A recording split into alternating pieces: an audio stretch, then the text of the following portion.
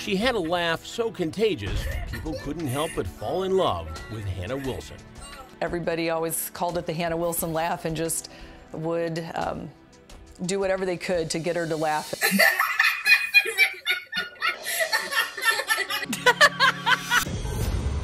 One horrible night, that laughter was silenced. A warning.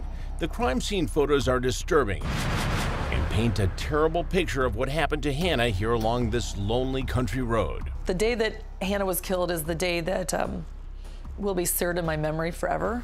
Hannah's beaten and bloody body found face down. Probably right in this area.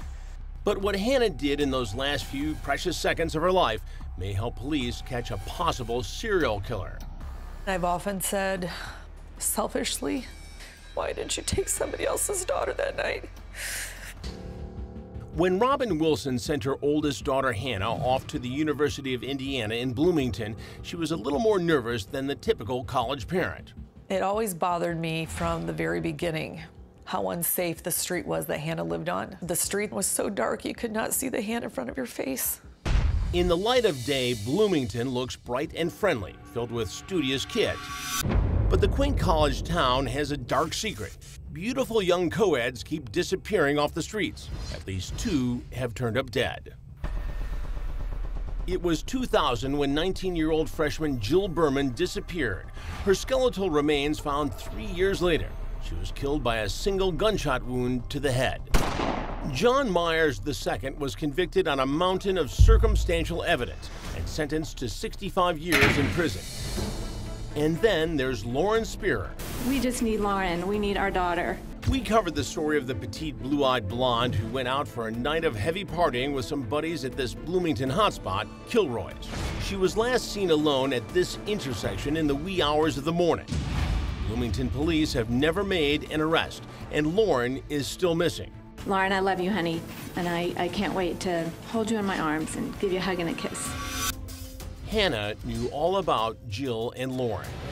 But the senior psychology major's biggest concern at the time was simply graduating. For Hannah to focus on just getting good grades on her finals and not being distracted by everything else going on was a big deal for Hannah.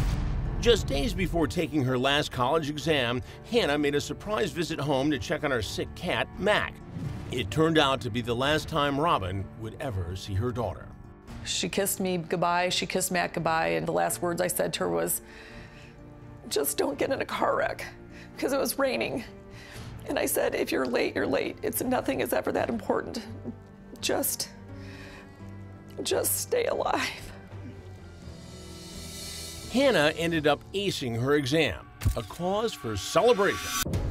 She earned a right to go celebrate. The celebration started at her home with some girlfriends. At some point in the night, she had separated off from her sorority sisters to meet up with some old acquaintances that were already graduated. Hannah meets an old boyfriend and some of his buddies at this Bloomington hotel where she continued to party. And then at around midnight, the group finally heads to Kilroy's. In an eerie coincidence, it's the same sports bar Lauren Spierer visited just hours before she disappeared. But by now, Hannah's friends are worried she's had too much to drink. They were concerned for her safety, and she was not really wanting to go home, but complied because they felt like you've had enough, so it's time to end your evening. Moments later, her friends put Hannah in a cab and paid the driver $20 to take her home just 6 blocks away. The taxi driver left her at the intersection near her house and watched her walk away, and she was never seen again. One of Hannah's roommates hears the front door open at around 1 a.m., but never hears it close. Phone records indicate Hannah's cell phone tapped into the house's Wi-Fi a few minutes later. We know she made it inside of her house. We don't know why she got out of that house. What happens in the next 7.5 hours remains a heartbreaking mystery that tortures her mom. It's the little questions that I still don't have answers to that still keep me awake. Because we still don't know how he took her. I received a call that a body had been found in Brown County on Plum Creek, and I jumped in my truck immediately and drove to the scene. Brown County prosecutor Ted Adams says an unidentified female body was found here in this grassy area about 18 miles outside of Bloomington around 8:34 in the morning. Our first impression, foul play, yes. Her wavy brunette hair now matted in blood. She was dead from blunt force trauma. We never found a murder weapon. We were able to draw conclusions as to what we think the murder weapon was, and we believed it to be a Maglite flashlight. The young woman was fully clothed but had no purse and no ID. Luckily, police find a cell phone resting perfectly between her black Converse sneakers, a possible clue as to the victim's identity. Of course, this would have been pitch dark on April 24th, 2015. Around 3 a.m. is when I think it happened. But in broad daylight, at her feet was a bright red cell phone. We believed initially it was her phone. But detectives quickly discover the cell phone is not registered to Hannah. We were fascinated and surprised and shocked at the existence of this cell phone that did not belong to the victim. If it wasn't Hannah's, could it be the killer's? I remember one of the lead detectives called me, and I mean, it was shock. I thought, well, what the heck? An hour away, Robin Wilson gets a call from the Bloomington police saying there had been an incident with Hannah. Her friends had just reported her missing. Police tell Robin her daughter's roommate woke up to find their front door wide open. She discovers Hannah's phone and purse in her room, but Hannah's nowhere to be found. Running through my mind, what all do I need to do if my daughter's missing? What pictures do I need to do? Where do I get posters made? By the time Robin arrives, police are pretty sure they have found Hannah. I got to the state police post, and then they showed me a picture and asked me if that was my daughter. And I said it was. And the next words out of his mouth were, "We have her body." So I asked, who did this to her? Who? It's the piece of police evidence that changed everything. That red phone resting between the feet of Hannah Wilson's dead body. That phone will be in my brain forever. The police photo will not only solve the Indiana University student's brutal murder, but also expose the monster who's allegedly been hunting young, beautiful co-eds around Bloomington, Indiana. The cell phone led to everything. It was like the first domino in a series of dominoes. Police tracked the cell phone to Daniel Messel, a 49-year-old print shop employee. His friends have no clue. They all think Messel is a harmless trivia buff. This is video of him at a local competition. Nearly a quarter of the world's people live under this country's rule. Fine print. Great Britain. But police know Messel for something far more sinister.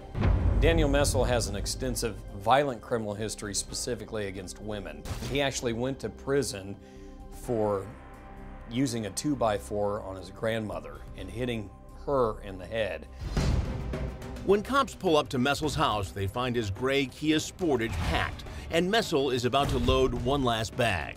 He was walking out with a clear garbage bag full of clothes. Inside that bag, blood-soaked jeans, sneakers, and an Indiana University sweatshirt. The clothes are his. The blood is Hannah Wilson's. And inside his Kia Sportage, more grisly clues leading cops straight to Hannah. In the center console, there were about 50 strands of Hannah Wilson's hair. Daniel Messel is arrested on the spot, then charged with first-degree murder. Why I was being told that my daughter was dead, he was literally